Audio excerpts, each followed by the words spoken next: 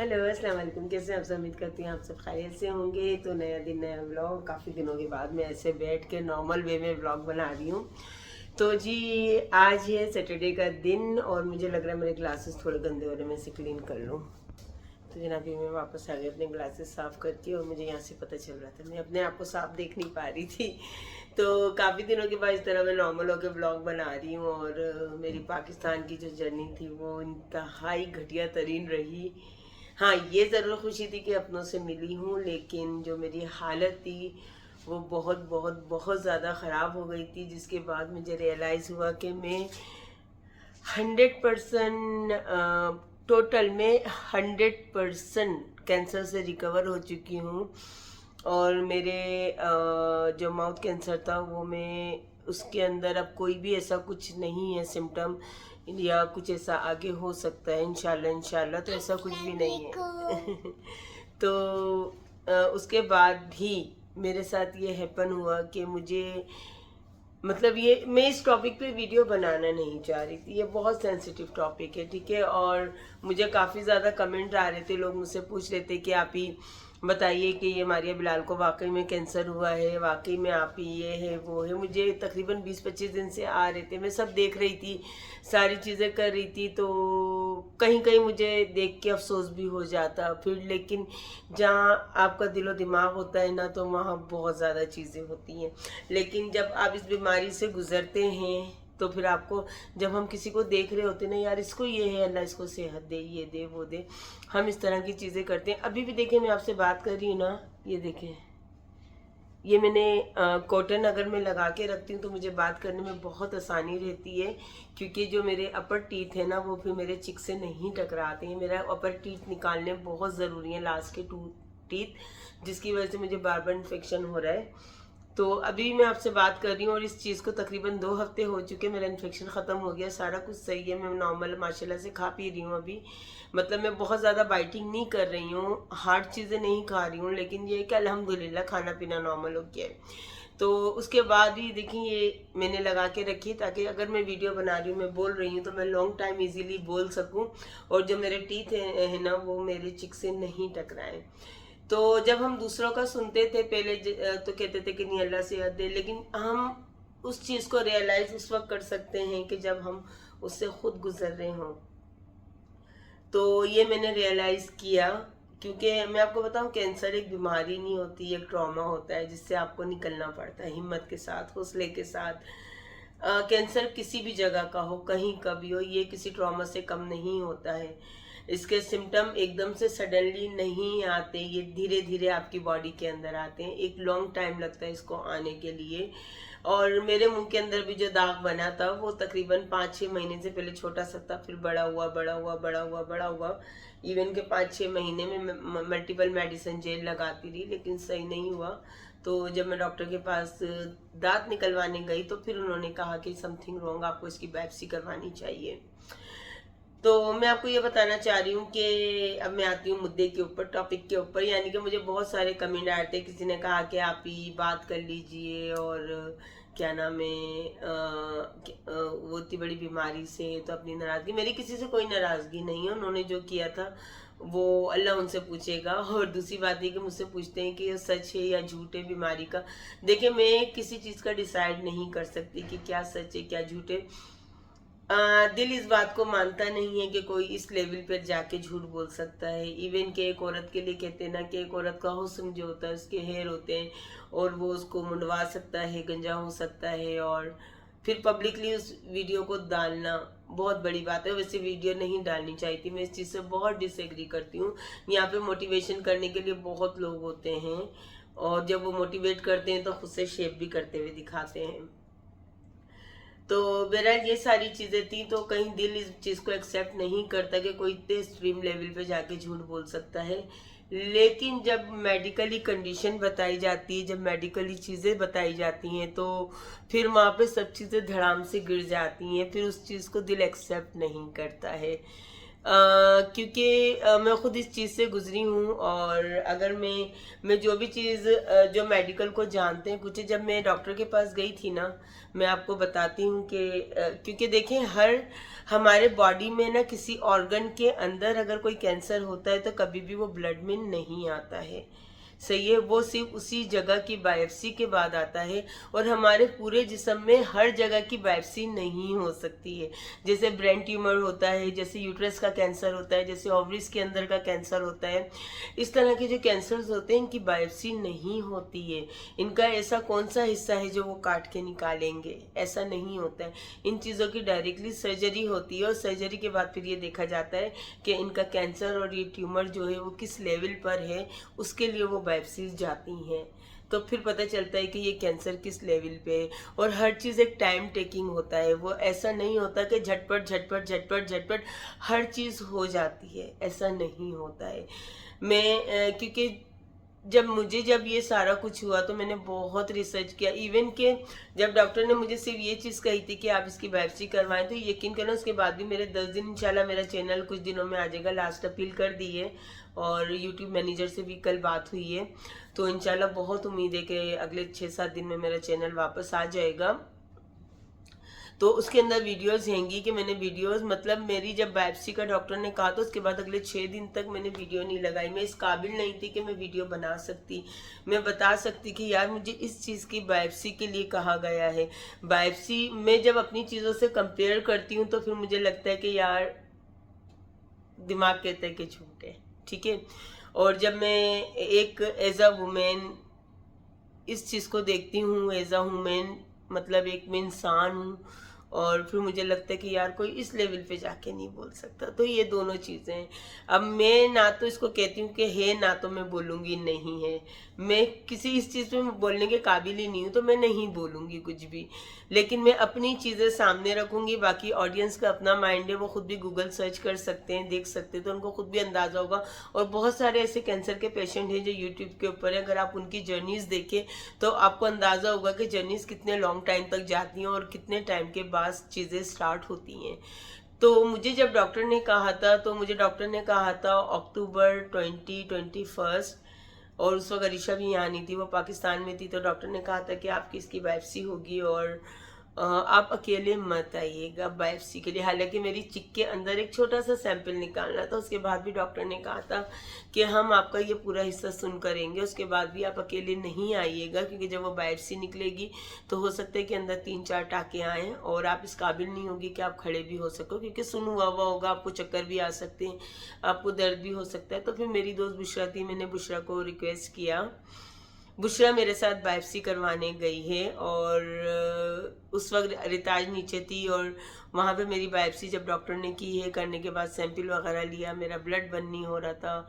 जब वो टाँके लगा रहे थे तो मेरे टाँके नहीं लग रहे थे, क्योंकि जो चीज़ उन्होंने निकाली थी ना, उसका मतलब उसकी जो हालत थी वो ऐसी थी जैसे एक बबल नहीं होती, हम उसको अगर एक गिरहा बांधे तो वो एकदम से कट जाता है, वो मेरे टाँके ऐसे कट रहे थे। तो बाद में उन्होंने टाँके हटा के उसको खुला छोड़ा तो ब्लड बहुत तेज़ी से जा रहा था।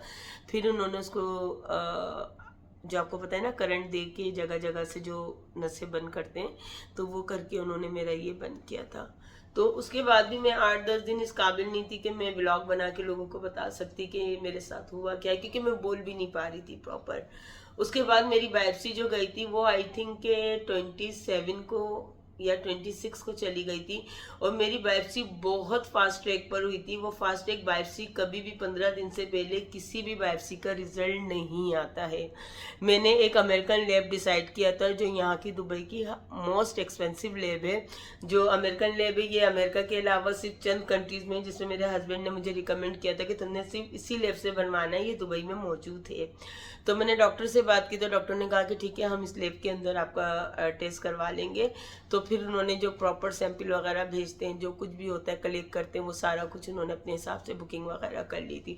वो मेरी बायोप्सी भी बहुत एक्सपेंसिव हुई थी। वो बायोप्सी बहुत फास्ट ट्रैक में आती है, और उस बायोप्सी की रिपोर्ट अगर मैं आपको दिखाऊं तो उसकी रिपोर्ट भी विद पिक्चर होती है और बहुत डिफरेंट तरीके से होती है। तो मैं आपको इसकी रिपोर्ट दिखाती हूँ। तो जब मेरी वो बायोप्सी हुई, वो इसकी रिपोर्ट भी जो है मुझे वो मिली थी 7 तारीख को। यानी कि तकरीबन 10 दिन बाद जो सबसे फास्ट ट्रैक पे मेरी बायोप्सी हुई थी उसकी रिपोर्ट मुझे मिली थी पूरे 10 दिन के बाद। बायोप्सी की रिपोर्ट कभी भी 2-3 दिन में नहीं आती। पाकिस्तान में जिनकी छोटी से छोटी बायोप्सी भी हुई होगी, छोटी से छोटी गुठली भी अगर जिस्म से निकाली गई होगी, तो उसकी भी जो रिपोर्ट है ना वो 10 दिन से पहले नहीं आती है। क्योंकि मैं तो ये सब कुछ फेस कर चुकी हूँ और मुझे इन पर्सनली पता है, क्योंकि मेरे अपने पैर की ना मैंने आपको काफ़ी दफ़ा अपना सीधा पैर दिखाया कि इस पैर पे गांठ हो जाती थी छोटी छोटी, बार बार उसकी सर्जरीज हुई हैं, 8 टाइम सर्जरीज हुई हैं। और उसकी बायोप्सी हमेशा डॉक्टर भेजता था, जो वो गांठ निकलती थी उसको बायोप्सी के लिए भेजते थे, और 15 दिन 20 दिन 25 दिन इससे पहले नहीं आती कभी भी। तो मैं अभी आपको बैक कैमरे से अपनी रिपोर्ट दिखाती हूँ। आप ये मेरी रिपोर्ट देखिए। ये रिपोर्ट मेरी 10 दिन के बाद आई है। बायोप्सी की रिपोर्ट कभी भी 3 दिन 4 दिन 5 दिन में नहीं आती है। अगर आप इसको नॉर्मली गूगल भी कर लेंगे तो आपको अंदाज़ा होगा कि ये कभी भी नहीं आती है। तो मुझे यहाँ पे थोड़ा सा लगा, एक तो सबसे बड़ी बात है कि जो जिस जगह की इनका यूट्रस या ओवरीज का जो कैंसर होता है उसके लिए बायोप्सीज नहीं होती हैं। बायोप्सी अगर हुई भी है, चलो अगर उनका मान लिया हुई भी है, तो ऐसा नहीं होता कि एक टेम्परेरी आईवी पास हुई हुई है और एक जो आपका जो रूम होता है इमरजेंसी का रूम, उसके अंदर लेटे हुए दिखाई और बायोप्सी हो गई, ऐसा नहीं होता। अगर इतनी सेंसिटिव बायोप्सी होती है तो भी 12 घंटे के लिए एडमिट रखा जाता है, उसमें पेशेंट को बेहोश किया जाता है। वो पेशेंट बेहोश होता है, उसमें प्रॉपर आपका जो है कनोला पास किया जाता है और परमानेंट उसमें लगा हुआ होता है, सब कुछ होता है। ऐसा नहीं होता कि सिर्फ ड्रिप के साथ निडल लगी हुई हो और आप उस चीज़ को दिखाओ। तो मुझे थोड़ा सा वहाँ पे लगा कि शायद ये झूठ है, और मैं चाहती हूँ अल्लाह करे वो झूठ हो, क्योंकि देखें उसकी एज इतनी नहीं है। वो वाकई में रियल में मैं 3 महीने मारिया बिलाल के साथ रही हूँ। मुझे ये तो पता है कि मारिया की एज नहीं है, वो 24-25 साल की ही है। और इतनी सी एज में अब उसके जो हैं इतनी बड़ी बड़ी चीज़ें उसके साथ हो गई, तो अल्लाह पाक उसको सेहत दे, उसको तंदुरुस्ती दे, उसके बच्चों के सदके। तो मैं आपको एक चीज़ और अभी दिखाती हूँ, एक सेकेंड। ये आप लोग देखें, ये मेरी बायोप्सी थी और इसके इतने क्लियर इन्होंने इमेजेस के साथ मेरी बायोप्सी हुई थी, जिसमें यहाँ तक बताया था कि ये मेरा कैंसर कहाँ तक है। और ये जो मेरा कैंसर है डिजीज़, ये देखें, ये लिखा हुआ है, इसमें लिखा हुआ है, ये देखें, ये लिखा हुआ है। अब इसमें लिखा हुआ है कि डीप मार्जिन इन क्लियर, यानी कि जो मेरा रूटलेस था कैंसर, ये डीप में नहीं गया हुआ था, ये मेरे अपर लेयर के ऊपर था। तो ये बायोप्सी के अंदर इन्होंने कहा था कि जो डीप है ये क्लियर है, जो मेरा अपर लेयर जो है उसके ऊपर मेरा कैंसर था। और अगर आप ये देखें तो ये नाम भी मेरा ही है, और ये मेरे डॉक्टर अर्जुन शेनॉय ने की थी। और ये मेरा नाम कहाँ है, ये देखें, ये साइमा फ़िरोज़ लिखा हुआ, तो ये मेरा नाम भी लिखा हुआ, एज भी लिखी हुई, सब चीज़ें लिखी हुई। तो ये मेरी टोटल जो थी, ये मेरी जो हाईली एक्सपेंसिव जो मेरी बायोप्सी थी ये वो थी। तो ये बायोप्सी की रिपोर्ट थी, और इसके बाद फिर डॉक्टर ने डिसाइड किया कि सर्जरी होनी है। पैसे भी थे मेरे पास, सोर्सेज भी थे, अच्छा डॉक्टर भी था। उसके बाद भी सर्जरी भाग भाग के नहीं हो गई। उसके बाद मेरा सीटी स्कैन हुआ, उसके बाद फिर मेरे सारे ब्लड टेस्ट हुए, उसके बाद फिर मुझे बेहोशी के डॉक्टर ने, सारी वीडियोस डली हैं, बेहोशी के डॉक्टर ने चेक किया कि फिर मेरा बीपी शुगर हर लेवल चेक किया गया कि मैं सर्जरी के काबिल हूँ कि नहीं हूँ। जब मेरी सारी चीज़ें क्लियर आ गई तो उसके बाद भी जो है मुझे सर्जरी का आफ्टर 7 डे के बाद का टाइम मिला।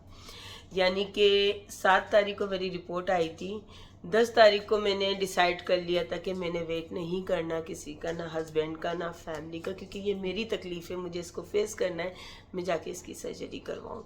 तो फिर मैंने जाके इसकी सर्जरी फ़ौरन करवा ली थी और बुक करवाई है। बुक करवाने के बाद भी कैश पेशेंट थे, कैश पेशेंट को यहाँ पे हाथों हाथ लिया जाता है। मेरी पहली सर्जरी जो हुई थी वो हुई थी 32,000 दरहम में, 32,000 दरहम। अगर आप इसको पाकिस्तानी कैलकुलेट कर लें तो आपको अंदाज़ा होगा कि कितना बड़ा अमाउंट था जो मेरी सबसे पहली सर्जरी में गया था। तो वो मेरी सबसे बड़ी थी, सबसे बड़ा अमाउंट गया भी इसी में ही था। तो जब मेरी ये सर्जरी हुई थी ना, तो उसके बाद फिर इसकी बायोप्सी गई है। इस बायोप्सी की जो रिपोर्ट आई थी वो आई थी after 3 weeks. After 3 weeks I थी, उसमें ये क्लियर हो गया था कि इनकी, जो मैंने बताया था मेरी एक बहुत बड़ी सर्जरी का डॉक्टर कह रहे हैं कि यहाँ से ये सब कटेगा, उसमें ये नेक साफ करते हैं। जिनको ये सब कैंसर या किसी की फैमिलीज में रह चुका है उनको पता होगा कि माउथ कैंसर जो होता है उसमें यहाँ पर टिश्यू क्लीन या नेक क्लीन की जाती है, तो यहाँ पे एक ये यूं करके कट लगता है। तो मेरा वो उस बायोप्सी पे डिपेंड कर रहा था, लेकिन मेरा डॉक्टर जो था वो 90% श्योर था कि नहीं होगा ऐसा कुछ इंशाल्लाह। तो जब मेरी बायोप्सी आई तो उसके बाद पता चला कि जब मेरा कैंसर था वो अपर लेयर पे ही था, बहुत नीचे नहीं गया था, क्योंकि मेरा कैंसर वाला हिस्सा सिर्फ इतना बड़ा था और इन्होंने इसको कट किया था इतना। मेरा कैंसर वाला हिस्सा सिर्फ इतना सा था और इसको इन्होंने निकाला था इतना। इवन कि इन्होंने मेरे टीथ रिमूव कर दिए, मेरे गम कट कर दिए, उसके ऊपर मेरा कैंसर का जख्म नहीं था, उसके बाद भी उन्होंने उसको कट कर दिया, क्योंकि ये कैंसर जो है वो डीप में सारी चीज़ें निकालते हैं और उसके बाद वो पूरा बायोप्सी में जाता है। फिर वो ये चेक करते हैं कि आसपास की जगह पे इसके जरासीम हैं या नहीं है। अगर नहीं है तो फिर आपको फर्दर किसी चीज़ की ज़रूरत नहीं होती है। फिर मुझे डॉक्टर ने उसके बाद क्लीन चिट दे दी थी कि आपको ज़रूरत नहीं है, लेकिन उसके बाद मुझे इन्फ्लामेशन हुआ, मेरा माउथ बंद हुआ, उसके बाद भी फिर डॉक्टरों ने मेरी MRI करवाई। फिर फर्दर जो आपके सामने चलता रहा वो मेरा इन्फ्लामेशन था, जो टिश्यू ओवर ग्रोथ हुए जा रहे थे, वो सारा प्रॉब्लम मेरे साथ चलता रहा। और उसकी मेरी 2 सर्जरीज और हुई हैं, आपको पता है। एक तो मतलब बायोप्सी टाइप की हुई, फिर उसके बाद एक और सर्जरीज हुई है। तो ये सारा प्रोसीजर होने में भी ना बहुत टाइम लगता है। इवन के रिपोर्ट आने के लिए chemotherapy is not a normal thing. जब किसी को भी केमो लगता है तो उसकी बॉडी से जान निकल जाती है। केमो चाहे ओरल हो चाहे वो शुआओं वाला हो, बहुत हार्ड होता है।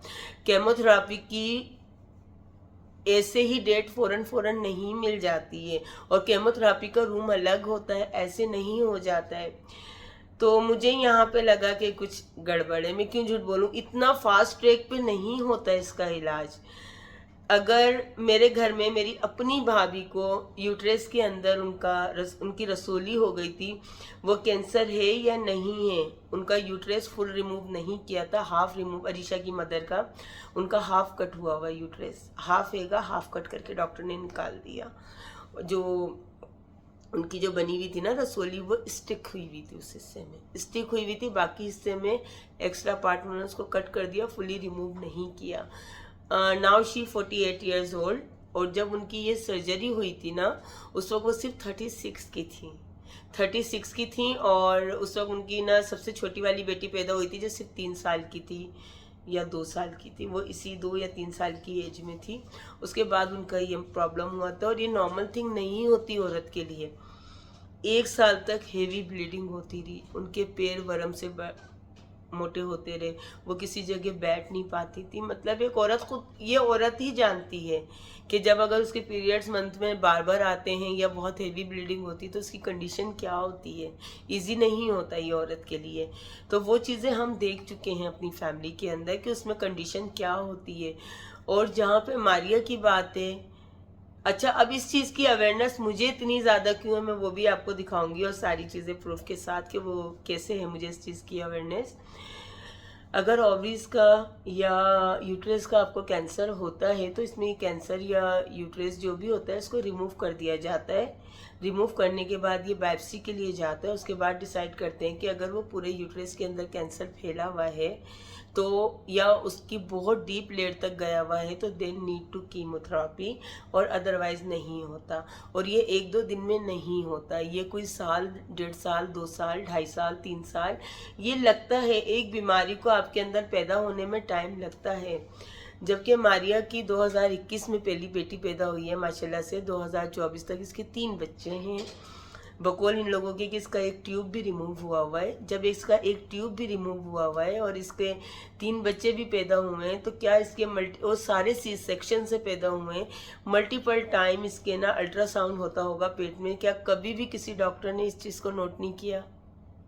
ये सबसे बड़ी चीज़ है, क्योंकि ये एकदम से नहीं होती। अभी तो इसका बेटा भी बहुत छोटा सा है, छोटा वाला सबसे। तो यहाँ पे आके मुझे कुछ गड़बड़, लेकिन हाँ बाकी जो उसका फेस का हैगा, जो उसकी आंखों में हल्के हैं वो उसके हैं। वो बहुत, जब मेरे पास आई थी वो बिल्कुल ऐसी थिन थी बिल्कुल, अब तो बच्चों के बाद थोड़ी हेल्दी हो गई। उस वक्त उसकी एक ही बेटी थी, 3 महीने मेरे साथ रही। वो बहुत ही इतनी सी इसकी कमर और दुबली पतली सी, और आंखों के अंदर इसके हल्के ऐसे ही थे। मैं तो 3 महीने साथ रही हूँ, वो कंसीलर वगैरह लगा के और बार बार रीटेक दे के ये वीडियो के सामने आती थी। लेकिन इसके बाल लॉन्ग भी थे, और बाल आगे से नहीं थे, बहुत थोड़े थे, लेकिन लॉन्ग हेयर थे, अच्छे हेयर थे। उस चीज़ में नहीं, जब मैं वो चीज़ देखती हूँ कि गंजे हो गए, तो फिर मुझे होता है कि यार ये ऐसा कौन सा डॉक्टर है जो इनका ट्रीटमेंट कर रहा है, जो ट्रेन की रफ्तार के साथ कर रहा है। ना इसका सिटी स्कैन हुआ, ना इसका MRI हुआ, ना इसका डॉपलर हुआ। यूट्रस के, ओवरीज के कैंसर हो, रसोली हो, कुछ भी हो, उसके लिए डॉपलर ज़रूरी होता है। डॉपलर जो होता है, बहुत सारी मेरी बहनों को शायद ना पता हो या बहुत सारियों को पता हो, डॉपलर होता है कलर अल्ट्रासाउंड। HD अल्ट्रासाउंड जो होता है वो होता है डॉपलर, यानी कि अंदर का जो है वो हमें ऐसे नज़र आ रहा हो तो बिल्कुल क्लियर, जैसे हम कोई वीडियो देख रहे हो। अगर आप इसमें देखें ना तो यूट्यूब पे सर्च कीजिएगा डॉपलर स्कैन। डॉपलर स्कैन में आपको पता चलेगा क्या होता है। डॉपलर लाजमी होता है जब इसकी कोई भी रिपोर्ट नहीं हुई और डायरेक्टली बायोप्सी ऐसी जगह की हो गई जो होती नहीं है, और उसके बाद डॉक्टर ने बजाय इसके रिमूव करने के उसको और केमोथेरेपी स्टार्ट कर दी, ऐसा नहीं होता है। हमेशा पहले बीमारी को आपके जिस्म से निकाला जाता है, उसके बाद उस पर मरहम लगाया जाता है। केमोथेरेपी जो है वो मरहम है। अब मैं आपको बताती हूँ कि मुझे बेसिकली आपका चेस्ट का कैंसर हो, ओवरीज का हो, यूट्रस का हो, ये सारे कैंसर्स जो होते हैं इनको कहते हैं फीमेल कैंसर। फीमेल कैंसर कहते हैं। और मेरे पास एक इंश्योरेंस है जिसको कहते हैं women protect insurance. Women protect insurance ये अमेरिकन मेट लाइफ वालों की हैगी, जो मुझे जुलाई के अंदर मिली है। और वो मुझे इस तरह मिली है कि मैं NBD बैंक की जो हूँ, एक पीरियोडिक कस्टमर हूँ, तो उन्होंने वहाँ की जो 100 ऐसी ख़वातीन जो बहुत अच्छे से उनके साथ लॉन्ग टाइम से बैंकिंग कर रही हैं, तो उन्होंने उनको फ्री ऑफ कॉस्ट ये इंश्योरेंस दी, जिसको वो खुद पे करते हैं एवरी मंथ। बहुत हाई अमाउंट नहीं होता, मिनिमम शायद 200-250 दरम कुछ ऐसी होता है। तो वो लोग, ये लोग खुद पे करते हैं बैंक वाले, और वो इंश्योर्ड करता है। उसके लिए हमें इसकी क्लासेस दी गई थी कि ये फीमेल कैंसर होता क्या है, इससे बचा कैसे जा सकता है, इसके आपको कैसे पता चलता है कि आपको ये चीज़ है, ये प्रॉब्लम है। और उसमें यही बताया गया था कि it's take a long time, ये ऐसा नहीं होता। आप एवरी ईयर अपना फुल बॉडी चेकअप करवाएं, अपना अल्ट्रासाउंड करवाएं, आप इस चीज़ से बाहर रहेंगे। और ये सब चेकअप मुझे फ्री दिए गए हैं। तो पहले मेरे पास नहीं था, मैं आपको दिखाती हूँ। मेरे पास वुमेन प्रोटेक्ट की एक इंश्योरेंस है। तो उस वक्त मुझे ये पता चला था कि भाई ये फीमेल कैंसर होता क्या है, और उसकी डिटेल पता चली थी कि फीमेल कैंसर हमें कैसे होता है और उसका ट्रीटमेंट क्या होता है। 99% जो फीमेल कैंसर के अंदर होता है वो रिमूवल ही होता है। चाहे वो आपके ब्रेस्ट में हो, उसको कट करके रिमूव कर दिया जाता है, चाहे वो आपके यूट्रस में हो, ओवरीज में हो, कहीं पर भी हो, ये उसको निकाल दिया जाता है। फीमेल कैंसर में 99% जो है वो यही होता है। तो मैं अगर आपको इसमें दिखाती हूँ बैक कैमरे से, आप इसको देखेंगे ना, ये देखें वुमेन प्रोटेक्ट लिखा हुआ है। ये मैं इसको डालूंगी तो ये देखें, ये मेरा जो है ये वुमेन प्रोटेक्ट की जो है ये मेरी पॉलिसी है, ठीक है। तो मैं इसको दिखाती हूँ आपको, 1 मिनट। ये देखें, ये देखें, ये आपको मेरा नाम दिख रहा होगा, ठीक है। तो ये मेरी वुमेन प्रोटेक्ट की सर्टिफिकेट इंश्योरेंस है मेट लाइफ का, ठीक है। ये वुमेन प्रोटेक्ट है। तो ये मेरी जो है पूरी इसमें सारी चीज़ें हैं डिटेल में। आखिर में मेरा ये लाइफ इंश्योरेंस भी है। और ये देखें, ये मुझे कार्ड भी मिला हुआ उनकी तरफ से, डिस्काउंट कार्ड है मेट लाइफ का, जो मुझे बहुत सारी जगह सपोर्ट करता है। तो इसमें ये सारी चीज़ें मुझे बताई गई हैं। अब 1 महीने पहले जो लड़की उछल रही थी, कूद रही थी, सडनली अगर आप उसको इतना बीमार हो गई और डायरेक्टली उसकी बायोप्सी भी हो गई, बायोप्सी भी किसी इमरजेंसी में ही दिखाई, और 2 दिन में बायोप्सी की रिपोर्ट भी आ गई, 3 दिन में सॉरी। तो बायोप्सी की रिपोर्ट भी 2-3 दिन में आ गई। उसके बाद उसको ना इलाज के लिए भी चली गई, डायरेक्ट उसको केमो भी लग गई।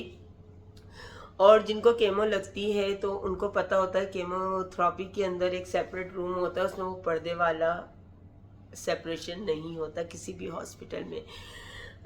मेरी छोटी बहन है, छोटी बहन के नंदोई हैं, उनको माउथ कैंसर हुआ था। उसके बाद जो है पटेल हॉस्पिटल में उनकी सर्जरी हुई, उनकी डेथ हो गई।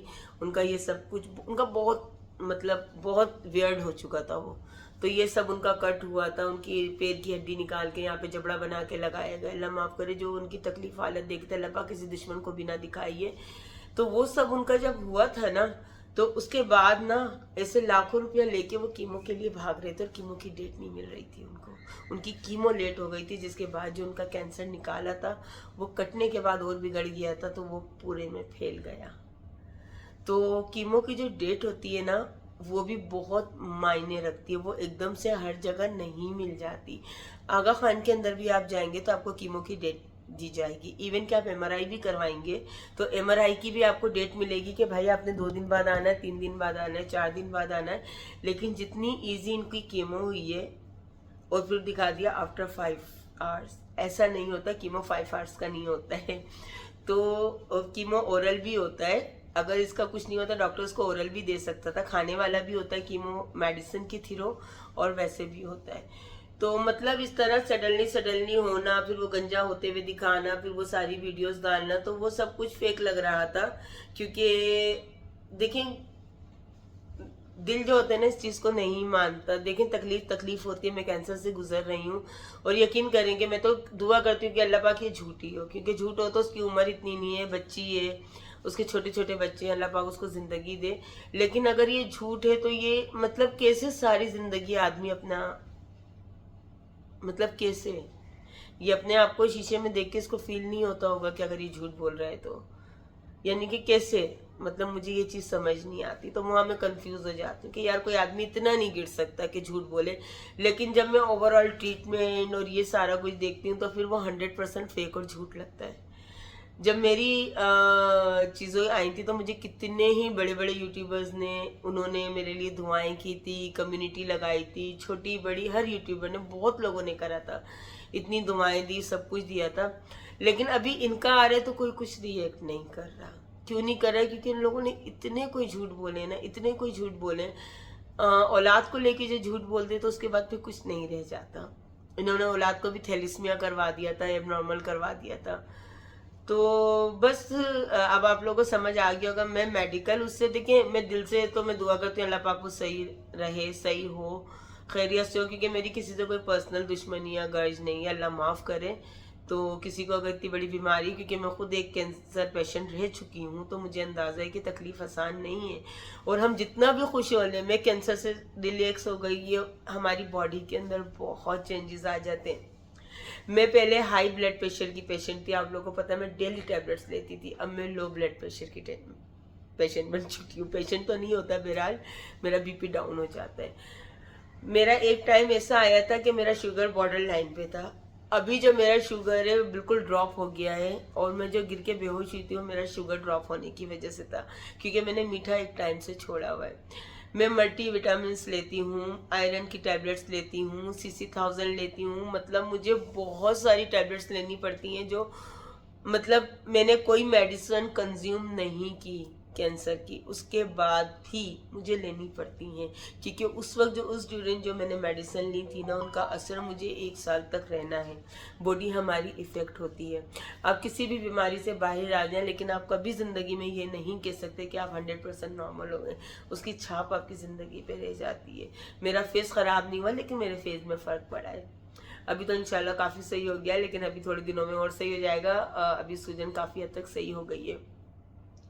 तो जब मैं गई थी पाकिस्तान और जब मैं केसेस देख रही थी, तो मैं अपने अल्लाह के आगे हाथ जोड़ के जो है ना, उसके आगे मैं जितनी मतलब शुक्रगुजारी करूँ ना कि वो कम है, कि उसने मुझे टाइम रहते इन सब चीज़ों से निकाला। और मतलब ऐसे ऐसे केस यार, मैं कुछ भी नहीं हूँ, मैं कुछ भी नहीं हूँ जो मैंने लोगों के केस देखे थे।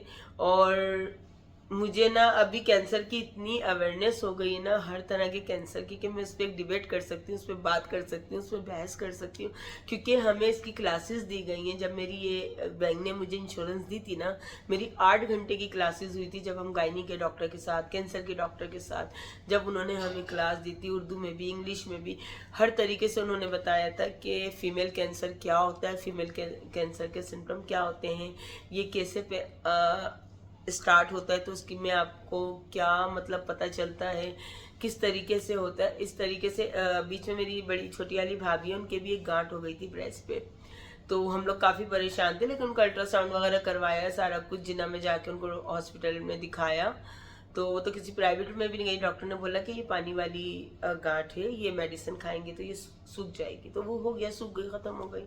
लेकिन ये था कि उसको दिखाया कि यार ये सडनली निकली है तो कोई प्रॉब्लम ना बन जाए आगे जाके। तो बस यही चीज़ें थी। आई होप के लोगों को समझ आया होगा कि क्या सही है क्या गलत है। मुझे कुछ भी नहीं पता क्या सही है क्या गलत है, क्योंकि मेरा दिल कहता है कि कोई इंसान इतना लेवल पे नहीं गिर सकता, लेकिन दिमाग कहता है कि ट्रेन की रफ्तार से कैंसर का इलाज नहीं होता। रिपोर्टिंग टाइमिंग गलत है, कीमो की चीज़ें गलत हैं, रूम गलत है, चीज़ें गलत हैं। हम लोग जाते हैं हॉस्पिटल में, पूरे पूरे रूम दिखा रहे होते हैं, हम बैठे हुए इधर, वो रूम है, डॉक्टर आ रहे हैं और वो IV पास कर रहा है, ये कर रहा है, वो कर रहा है, वो सब चीज़ें नज़र आ रही होती हैं। तो वो सारी चीज़ें तो बहरहाल अल्लाह पाक उसको सेहत दे, उसको ज़िंदगी दे, उसके बच्चों को। और क्या मैं बोल सकती हूँ, बस ये कि बहुत सारी दिल से दुआएं कि अल्लाह पाक उसको, अगर वो बीमार है और अगर बीमार नहीं भी है, तो उसको लंबी ज़िंदगी दे, उसको इन सब चीज़ों से बाहर लेकर आए। तो चलिए, अपना बहुत सारा ख्याल रखिएगा और दुआ में याद रखिएगा। अल्लाह हाफिज़। और इस्माइल, अभी हम लोग जा रहे हैं बाहर। मैं आप लोग की फोटो लूंगी, स्माइल करो। अच्छा, आज जो है ना, मैं आई हूँ यहाँ पे 8 दिसंबर को वापस, संडे वाले दिन। और आज जो, क्या बंदरिया लग रही हो, 8 दिसंबर को मैं आई हूँ वापस संडे को, और आज है सैटरडे। तो अभी तक जो है मेरे वहीं के व्लॉग चल रहे हैं, क्योंकि तबीयत सही नहीं थी, व्लॉग एडिट नहीं हुए अभी तक। ओह माय गॉड, ये देखिए निताज की ड्रेस देख लें। तो अभी हम जा रहे हैं as usual Zia city centre. बहुत दिनों के बाद ग्रोसरी भी करनी है और घूमना फिरना भी है थोड़ा सा। मेरी बेटी का आज फन डे है, कल इसने तैयारी करनी है। संडे को, मंडे ट्यूसडे इसका पेपर है, और उसके बाद इनकी विंटर वेकेशन स्टार्ट है। तो विंटर वेकेशन में भी हमारा कुछ प्रोग्राम रहेगा, हम आपके साथ शेयर करेंगे। और यकीन करें, मैं यहाँ पर आके मैं बिल्कुल सही हो गई हूँ। वो भी घर मेरा अपना, ये भी घर मेरा अपना। लेकिन और जो भी पाकिस्तान में रह रहे हैं और ये व्लॉग देख रहे हैं, गेट रेडी, बिकॉज हम लोग पाकिस्तान आ रहे मेरी 70 डेज वाली छुट्टी में। अच्छा, जबरदस्ती अपनी तरफ से पाकिस्तान आ रहे हैं। देखो, खुद ही खुद पाकिस्तान जा रही हो, बहुत अच्छे। चलो ठीक है, अपना बहुत सारा ख्याल रखिएगा। अल्लाह हाफिज़।